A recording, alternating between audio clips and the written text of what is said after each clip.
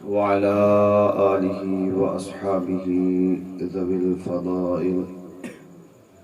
أما بعد فأعوذ بالله من الشيطان الرجيم.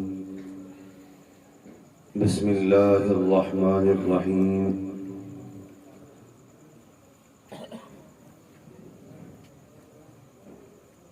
واذكروا نعمة الله إذ كنتم أعداء فألف بين قلوبكم فأصبحتم بنعمته إخوانا وكنتم على شفا حفرة من النار فأنقذكم منها. قال الله تبارك وتعالى في مقام آخر: إن الله وملائكته يصلون على النبي يا أيها الذين آمنوا صلوا عليه وسلموا تسليما. بآواز بلند روشی پڑھیے: الصلاة والسلام عليك يا رسول الله وعلى آلك وأصحابك يا حبيب الله. الصلاة والسلام عليك يا رحمة للعالمين وعلى آلك وأصحابك يا خاتم النبيين. سب سے اولا و اعلیٰ ہمارا نبی، سب سے بالا و اعلیٰ ہمارا نبی، دونوں عالم کا دولہ ہمارا نبی، اپنے مولا کا پیارا ہمارا نبی، بزم آخر کا شمع فیروزاں ہوا، بزم آخر کا شمع فیروزاں ہوا، نور اول کا جلوہ ہمارا نبی، جس کو شایع ہے عرش خدا پر جلوس، جس کو شایع ہے عرش خدا پر جلوس، ہے وہ سلطان والا ہمارا نبی، ہے وہ سلطان والا ہمارا نبی، جن کے قدموں کا دھون ہے آب حیات، جن کے تلووں کا دھون ہے آب حیات، ہے وہ جان مسیحا ہمارا نبی. کون دیتا ہے دینے کو منہ چاہیے، دینے والا ہے سچا ہمارا نبی. کرن و بدلی رسولوں کی ہوتی رہی، چاند بدلی کا نکلا ہمارا نبی. کیا خبر کتنے تارے کھلے چھپ گئے، پر نہ ڈوبے نہ ڈوبا ہمارا نبی. خلق سے اولیاء، اولیاء سے رسول، خلق سے اولیاء، اولیاء سے رسول، اور رسولوں سے بھی اعلیٰ ہمارا نبی. غمزدوں کو رضا مجدہ دیجے کہ ہے بے کسوں کا سہارا. اللہ جل جلالہ و امن والہ و اعظم شانہ کی حمد و ثنا حضور سرور عالم، جانے کائنات، بہار کائنات، وجہ تخلیق کائنات، رازدار ما اوحا، معصوم آمنہ احمد مجتبیٰ، جناب محمد مصطفیٰ صلی اللہ تعالی علیہ وآلہ وبارک وسلم کی پاک بارگاہ میں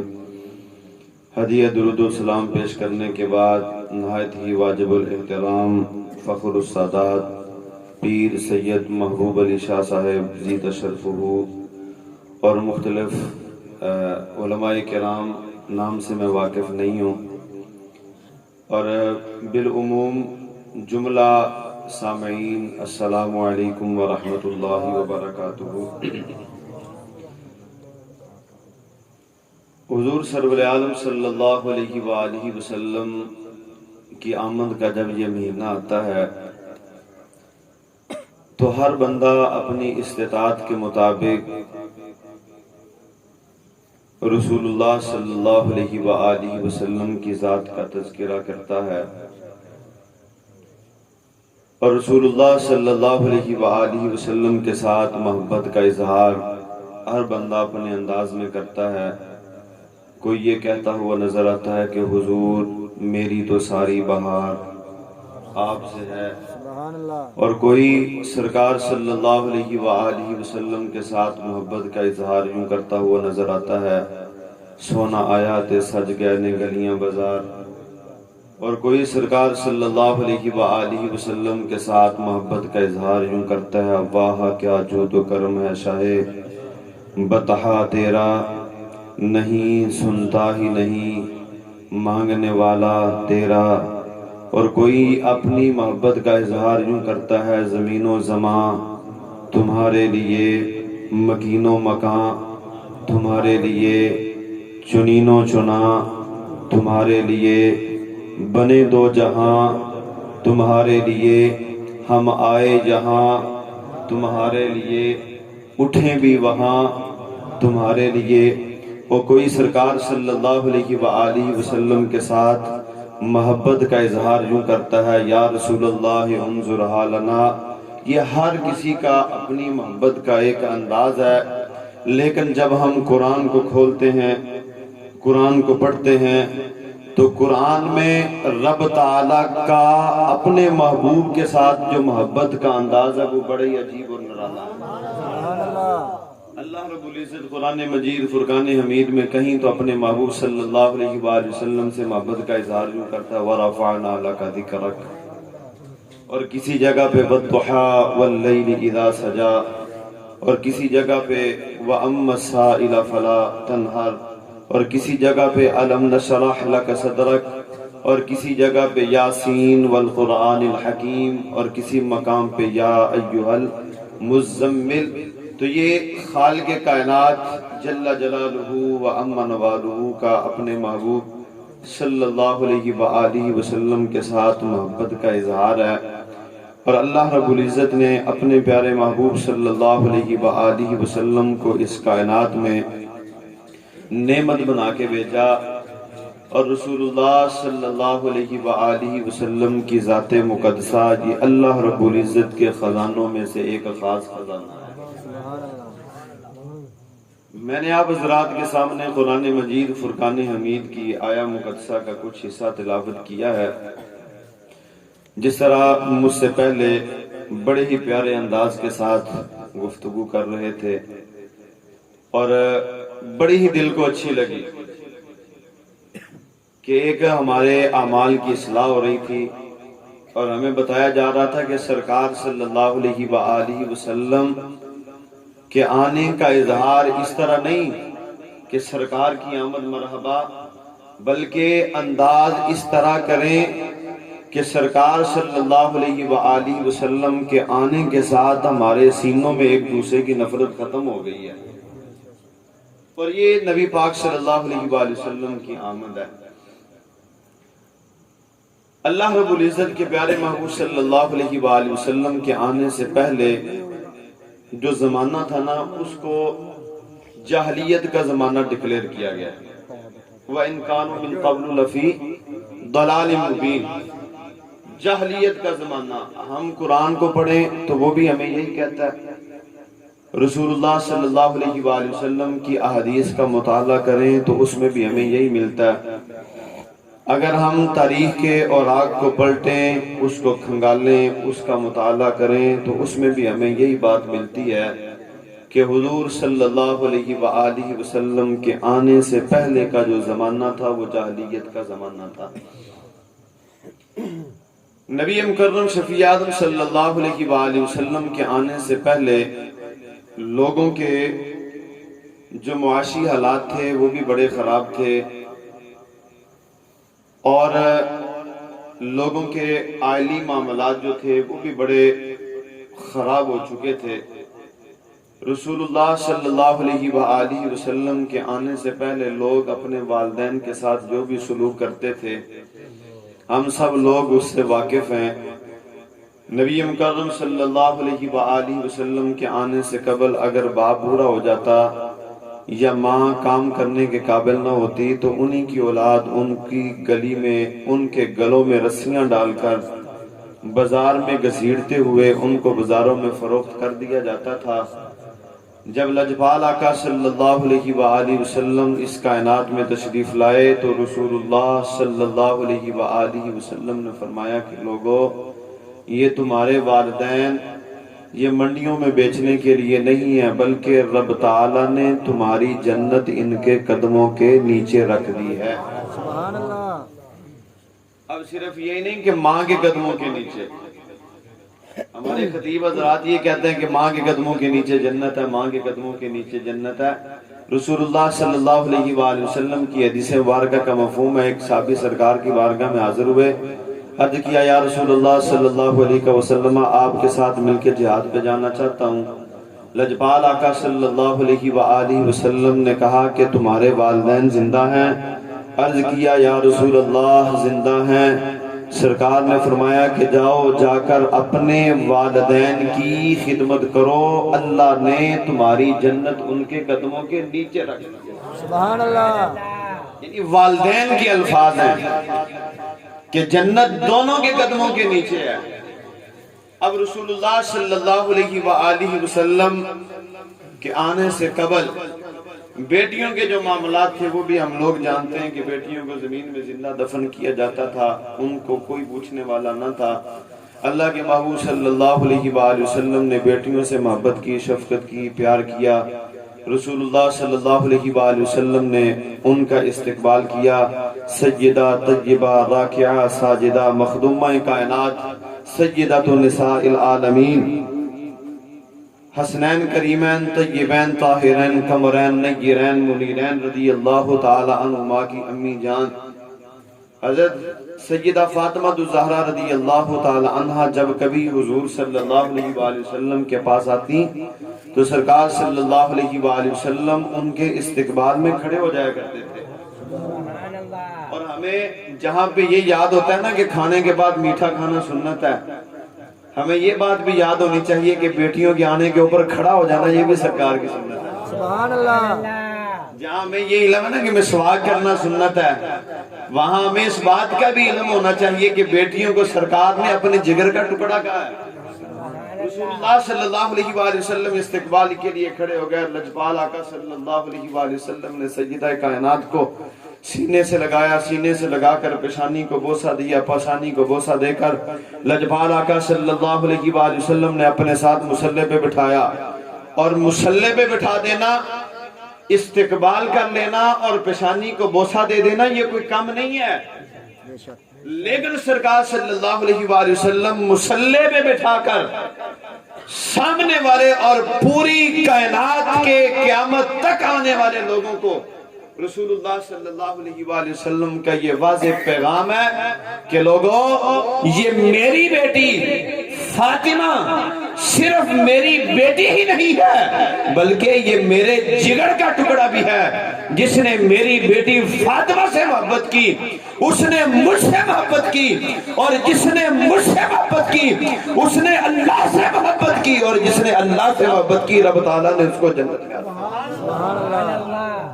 یہ رسول اللہ صلی اللہ علیہ وآلہ وسلم۔ اب یہ اس زمانے کی بات ہے، یہ کس زمانے کی بات ہے کہ جس زمانے میں بیٹیوں کو زمین میں زندہ دفن کیا جا رہا ہے۔ رسول اللہ صلی اللہ علیہ وآلہ وسلم اگر اپنی زبان سے یوں کہہ دیتے بیٹیوں سے محبت کرو، بیٹیوں سے محبت کرو، بیٹیوں سے محبت کرو، کوئی بدبخت یہ کہہ سکتا تھا ان کی ہے نہیں اس لیے یہ کہتے ہیں، ان کی ہے نہیں اس لیے یہ کہتے ہیں۔ اللہ رب العزت نے اپنے پیارے محبوب کو 4 صاحبزادیاں عطا کی، اور اللہ کے محبوب صلی اللہ علیہ وآلہ وسلم نے ہر کسی کے ساتھ پیار کر کے لوگوں کو بتلا دیا یہ صرف میری بات ہی نہیں ہے بلکہ میں نے اپنی بیٹیوں سے محبت کر کے تمہیں ایک اسوہ حسنہ دی۔ سبحان اللہ۔ حضور سرور عالم صلی اللہ علیہ وآلہ وسلم کے آنے سے پہلے غلاموں کے جو معاملات تھے، غلاموں کے اوپر بڑا ظلم ہوتا، ان کو تکلیفیں دی جاتی، اذیتیں دی جاتی، بلکہ حضرت بلال حبشی رضی اللہ تعالی عنہ آپ کو اپنے آقا کی جوتی کو سیدھا کرنے کے اوپر بھی مارا جاتا تھا۔ اگر آپ جوتی کو سیدھا کر دیتے تو تب بھی مار پڑتی۔ یہ بکتے بکاتے حضرت ابوبکر صدیق رضی اللہ تعالی عنہ نے جب آپ کو خریدا نا، لوگ کہنے لگے جی لگتا ہے کہ بلال کے کچھ احسان ہے ابو بکر کے اوپر، اس لیے ابو بکر نے خرید کر آزاد کر دیا ہے۔ اللہ رب العزت نے قرآن مجید فرقان حمید میں ارشاد فرما دیا وَمَا لِأَحَدٍ عِنْدَهُ مِن نِعْمَةٍ تُجْزَى إِلَّا ابْتِغَاءَ وَجْهِ رَبِّهِ الْأَعْلَى، میرے صدیق کے اوپر کسی کا احسان نہیں ہے بلکہ صدیق کے اس پوری امت کے اوپر بڑے احسانات ہیں۔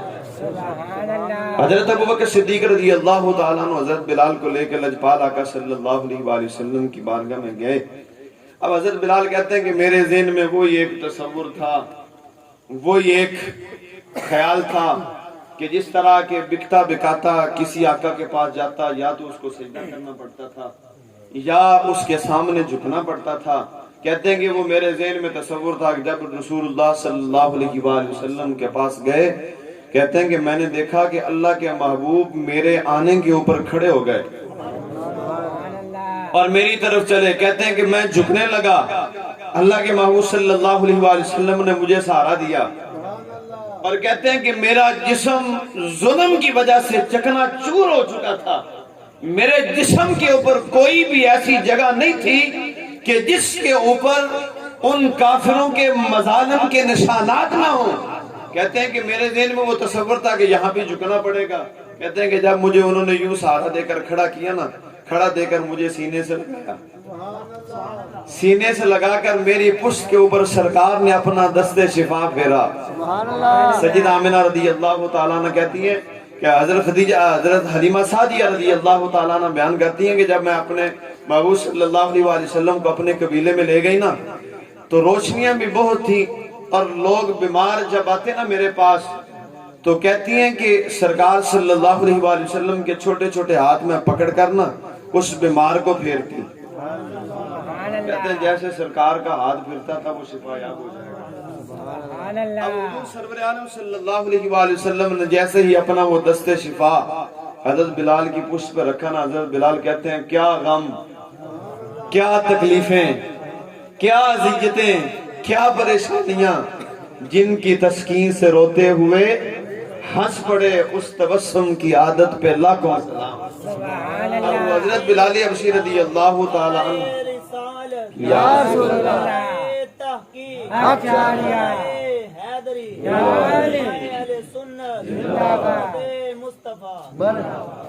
اب حضرت بلال حبشی رضی اللہ تعالی عنہ جس وقت مکہ فتح ہوا تو اللہ کے محبوب صلی اللہ علیہ وآلہ وسلم نے بلال کو کعبے کی چھت پہ چڑھا دیا۔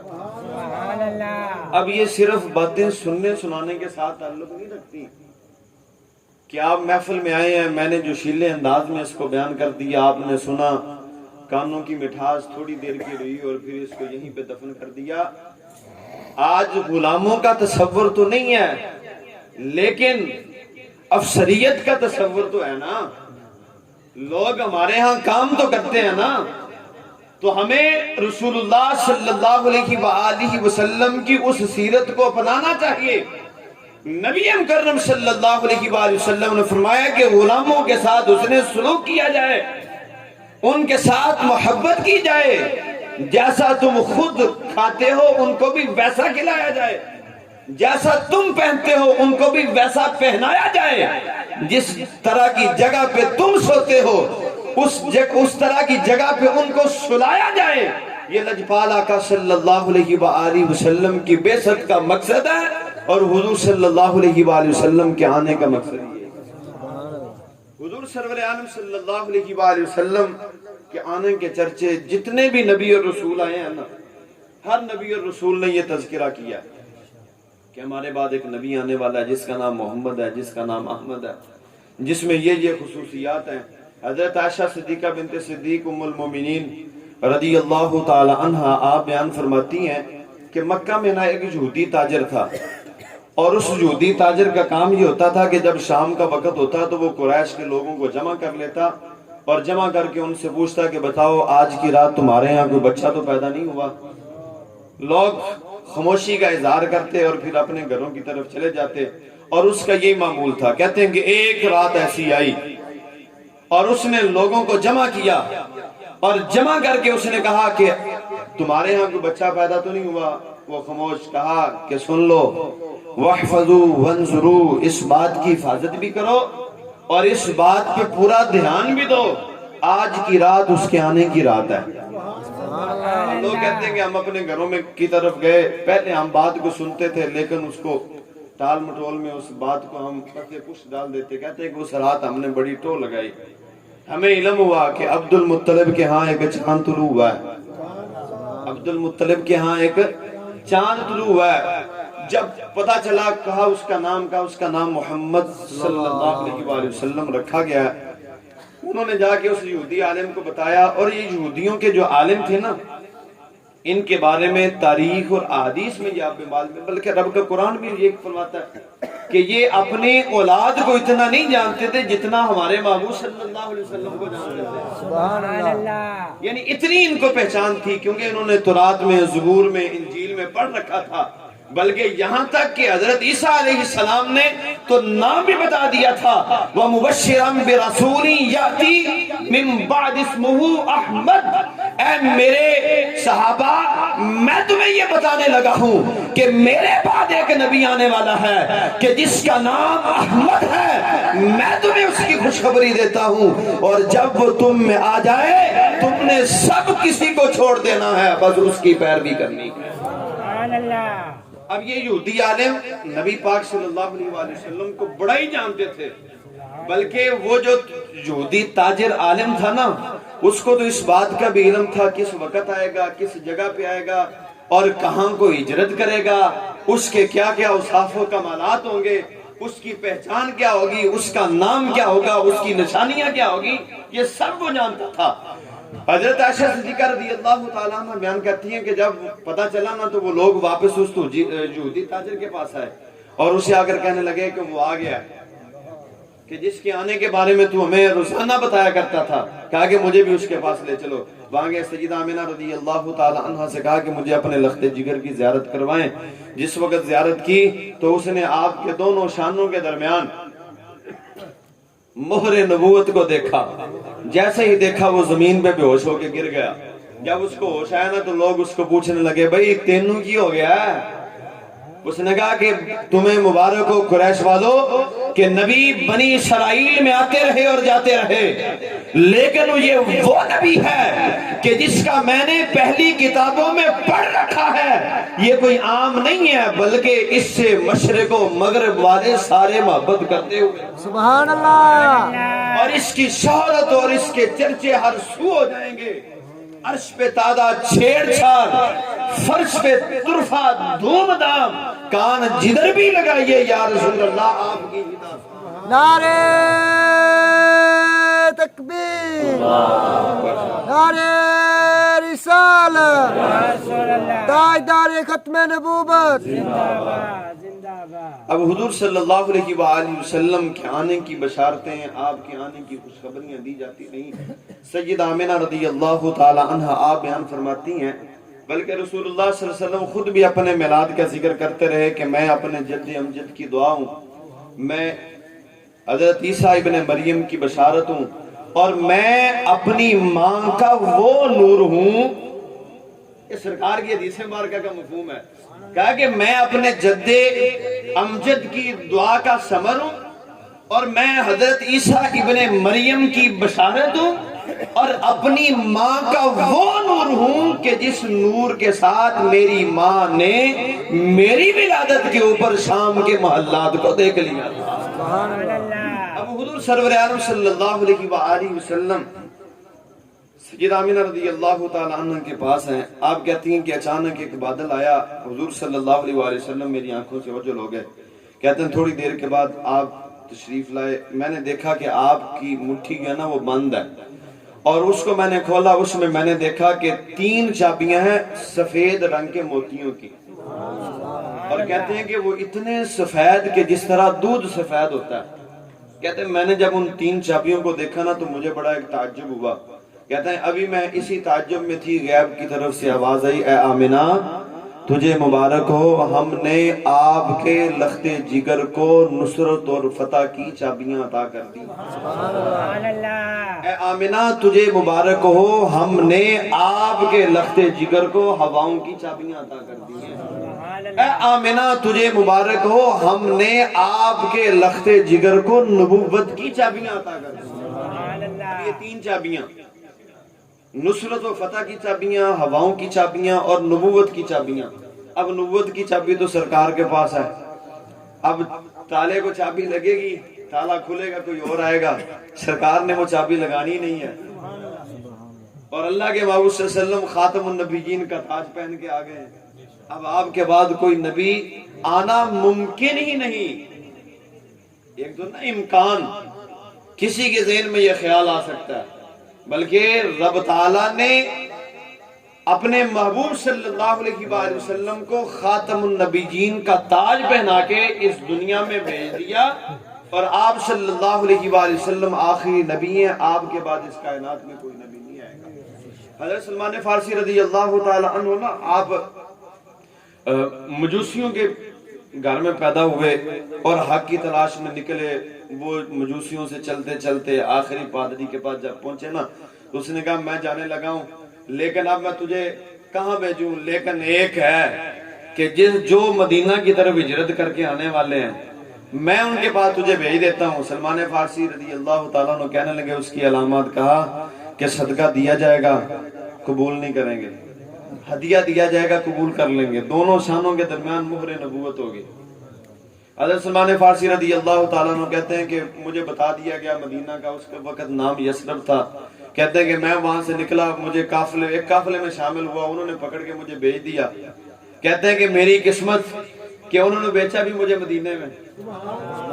کہتے ہیں وہاں ایک یہودی کے پاس اس کی کھجوروں کو توڑنا گوڈی کرنا سارا، کہتے ہیں کہ ایک دن یوں ہوا کہ ہواؤں میں بڑی ہلچل تھی،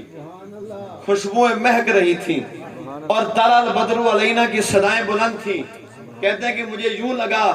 کہ جس کے میں انتظار میں ہوں وہ آ چکا ہے، کہتے ہیں کہ میں نے دوڑ لگائی، وہ یہودی میرے پیچھے بھاگا، میں نے کہا کہ میں بھاگنے والا نہیں ہوں، میں بھی آتا ہوں، کہتے ہیں میں نے کچھ کھجوریں لیں، سرکار صلی اللہ علیہ وسلم کے پاس گیا، میں نے دل میں ارادہ یہ کیا تھا یہ صدقہ ہے، سرکار صلی اللہ علیہ وسلم نے لینے سے انکار کر دیا۔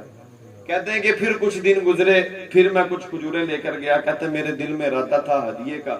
تحفے کا، سرکار نے قبول کر لیا، کہتے ہیں میں سرکار صلی اللہ علیہ وسلم کے پاس بیٹھ گیا، مجھے خوشی بھی بڑی ہوئی کہ جس کی مجھے تلاش تھی وہ مل گیا، 2 نشانیاں پوری ہو گئی ہیں، اب ایک ہی رہتی ہے۔ کہتے ہیں کہ میں بیٹھ گیا، سرکار صلی اللہ علیہ وآلہ وسلم نے یوں کملی مبارک اپنے شانوں کے اوپر یوں ڈالی ہوئی تھی، کہتے ہیں کہ ہوا کا جھونکا آتا تو تھوڑی سی اٹھتی، کہتے ہیں میں یوں دیکھنے لگتا، پھر ہوا رک جاتی، کہتے ہیں کہ ابھی یہی کشمکش تھی، کہتے ہیں کہ سرکار صلی اللہ علیہ وآلہ وسلم نے کمری اتاری اور اتار کر میری طرف پھینکی، اور پھینک کر کہنے لگے کہ سلمان فارسی آج دیکھ لے جو تو علامت دیکھنا چاہتا ہے، تجھے جو راہب نے بتائی تھی آج دیکھ یہ وہی ہے۔ حضرت سلمان فارسی رضی اللہ تعالیٰ عنہ کہتے ہیں کہ میں نے دیکھا سرکار کے دونوں کندھوں کے درمیان مہر نبوت ثبت تھی، اور میری خوشی کا یہ عالم تھا کہ میں نے سرکار صلی اللہ علیہ وآلہ وسلم کے ہاتھوں پہ کلمہ پڑھا اور سرکار کی غلامی۔ سبحان اللہ، تکبیر، اللہ اکبر، تکبیر، اللہ اکبر، رسالت، یا رسول اللہ، رسالت، یا رسول اللہ۔ حضور سرور عالم صلی اللہ علیہ وآلہ وسلم جب اس کائنات میں جلوہ گر ہوئے تو سیدہ آمنہ رضی اللہ تعالی عنہ بیان کرتی ہیں کہ پھر اچانک ایک بادل آیا، حضور صلی اللہ علیہ وآلہ وسلم کو اس نے اپنی لپیٹ میں لے لیا، کہتے ہیں کہ اچانک سرکار نمودار ہوئے، میں دیکھتی ہوں کہ سرکار صلی اللہ علیہ وآلہ وسلم کے ہاتھوں میں ایک سبز رنگ کا کپڑا ہے، اور اللہ کے محبوب صلی اللہ علیہ وسلم نے اس کو بڑی مضبوطی سے پکڑا ہوا ہے۔ کہتے ہیں کہ میں نے جب اس کو دیکھا وہ سبز رنگ کا، مجھے بڑا تعجب ہوا، پھر مجھے غیب کی طرف سے آواز آئی، اے آمنہ ہم نے آپ کے لخت جگر کو آسمانوں اور زمینوں کا قبضہ عطا کر دیا۔ سبحان اللہ، بات اتنی بڑی اور سبحان اللہ اتنی ہولی، آسمانوں زمینوں کا قبضہ سرکار کا، اور کہتے ہیں کہ لم یبقى خلق من اہلیہا، کہا کہ آمنہ کوئی چیز بھی ایسی نہیں ہے کہ جو آپ کے لخت جگر کے قبضے میں نہ ہو، چاہے وہ انسان ہے، چاہے وہ جن ہے، چاہے وہ ملک ہے،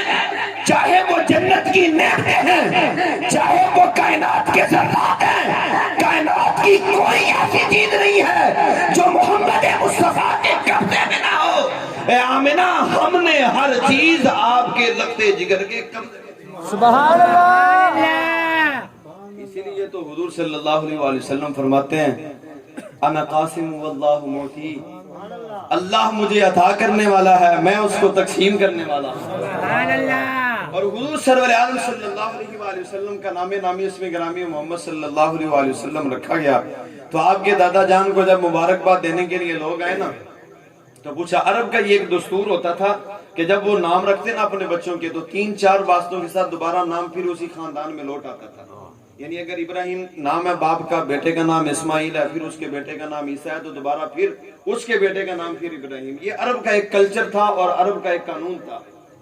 اب یہ نام عرب والوں نے پہلی مرتبہ سنا تھا اور عبد المطلب سے کہنے لگے کہ عبد المطلب یہ نام یہ کیسا نام ہے، ہم نے پہلے کبھی نہیں سنا اور ویسے بھی عرب کا یہ قانون نہیں ہے۔ تو آپ نے ایک خواب بیان کیا، آپ نے کہا کہ میں نے ایک خواب دیکھا ہے کہ میری پشت ایک چاندی کی زنجیر نکلتی ہے اور کہتے ہیں کہ اس کا ایک سرا آسمان پہ ایک زمین پہ، وہ دیکھتے ہی دیکھتے ایک درخت کی صورت اختیار کر جاتی ہے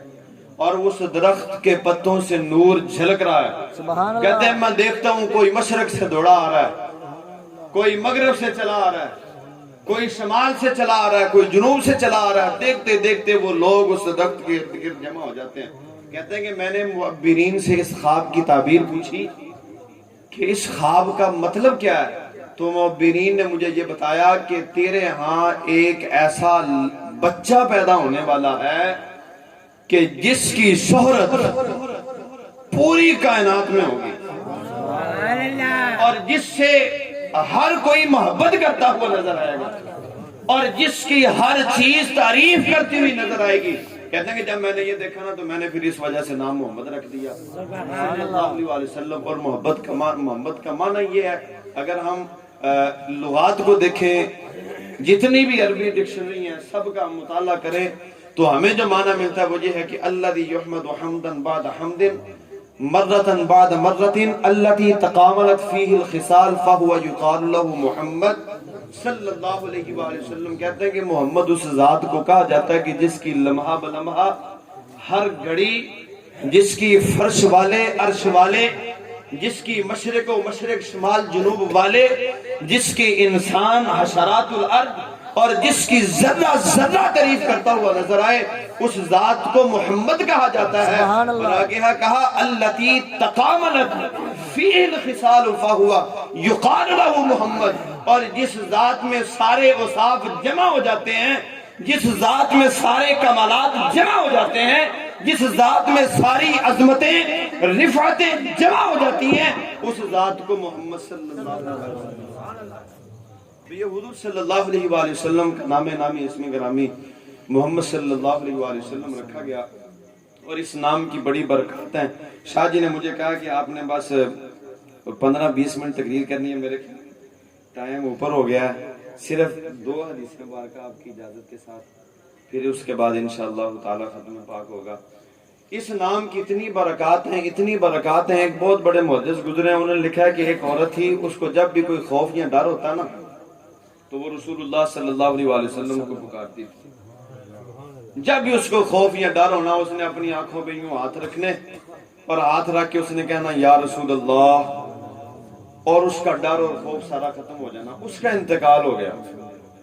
جب انتقال ہوا نا تو اس کے 4 بھتیجے تھے اور ان 4 بھتیجوں کو نا بیک وقت ایک ہی رات میں ان کی پھوپھی جان خواب میں ملی۔ اور جب خواب میں ملی نا تو وہ بھتیجے پوچھنے لگے کہ پھوپھی جان بتائیں قبر کے حالات کیسے ہیں؟ تو وہ آگے سے کہنے لگی کہ بھتیجو میں نے بڑی تمہیں آوازیں دی، جب تم نے دفن کیا نا میں نے بڑا پکارا، بڑی آوازیں لگائیں، لیکن تم میں سے کسی نے میری ایک بھی آواز نہ سنی۔ کہا پھر کیا ہوا؟ کہا کہ جب مجھے خوف یا وحشت ہوتی تھی میں اپنی آنکھوں کے آگے ہاتھ رکھ لیتی تھی اور اللہ کے محبوب کو پکارتی تھی۔ کہتے ہیں مجھے وہ خوف اور وحشت تھی، میں نے آنکھوں کے سامنے ہاتھ رکھا اور ہاتھ رکھ کے میں نے کہا یا رسول اللہ صلی اللہ علیہ وسلم، کہتے ہیں جیسے ہی میں نے اپنی آنکھوں سے ہاتھ اٹھایا اللہ کے محبوب سامنے جلوہ، سبحان اللہ اللہ کے محبوب صلی اللہ علیہ وسلم سامنے جلوہ کرتے ہیں۔ کریم آقا صلی اللہ علیہ وآلہ وسلم میری قبر میں جلوہ گر ہو گئے، اور جب قبر میں اللہ کے محبوب آ جائیں، جب قبر میں سرکار کی جلوہ گری ہو جائے، جب قبر میں سرکار کی زیارت ہو جائے، پھر قبر کی وحشت، قبر کا خوف اور قبر کی گھبراہٹیں ساری دور ہو جاتی ہیں، اس لیے کہ قبر میں آمنہ کے لال جو تشریف لے آئے۔ سبحان اللہ حضور سرور عالم صلی اللہ علیہ وآلہ وسلم کہ پیارے رسول اللہ صلی اللہ علیہ وآلہ وسلم بیان کرتے ہیں کہ ایک بنی اسرائیل کا آدمی فوت ہو گیا اور لوگوں نے اس کو کوڑے کے ڈھیر پہ پھینک دیا۔ اللہ رب العزت نے حضرت موسیٰ کلیم اللہ علیہ الصلوۃ والتسلیمات کی طرف وحی کی کہ اے موسیٰ اس کا جنازہ پڑھائیں، تم فصل لی کھڑے ہو جنازہ پڑھائیں۔ عرض کیا یا باری تعالیٰ یہ بندہ بڑا ہی گناہگار ہے، اس نے تو ایک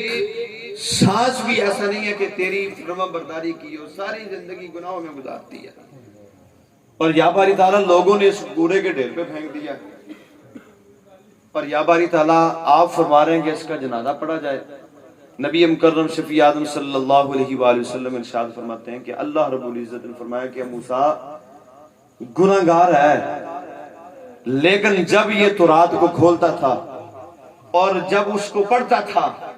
اور جس جگہ پہ میرے محبوب کا نام آتا تھا اور اس نام کو یہ چومتا بھی تھا اور چوم کر اس نام کو اپنی آنکھوں سے بھی لگاتا تھا،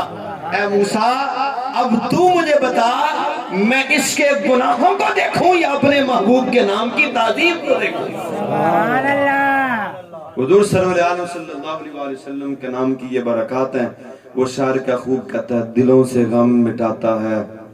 محمد نام ایسا ہے، نگر اجڑے بساتا ہے محمد نام ایسا ہے۔ کوئی یعقوب سے پوچھے کہ یوسف مل گئے کیسے، سبحان کوئی یعقوب سے پوچھے کہ یوسف مل گئے کیسے، یہ بچھڑوں کو ملاتا ہے محمد نام ایسا ہے، ان کو یاد کرنے سے محبت کے کمل کھلتے ہیں، سبحان ان کو اللہ یاد کرنے سے محبت کے کمل کھلتے ہیں، بڑی خوشبوئیں لاتا ہے محمد نام ایسا ہے مدد حاصل آج بھی ہم سب کو شاہ مدینہ کی، ہے مدد حاصل آج بھی ہم سب کو شاہ مدینہ کی، واللہ واللہ واللہ ہماری بگڑیاں اب بھی بناتا ہے محمد نام ایسا ہے۔ وآخر دعوایا ان الحمدللہ رب العالمین۔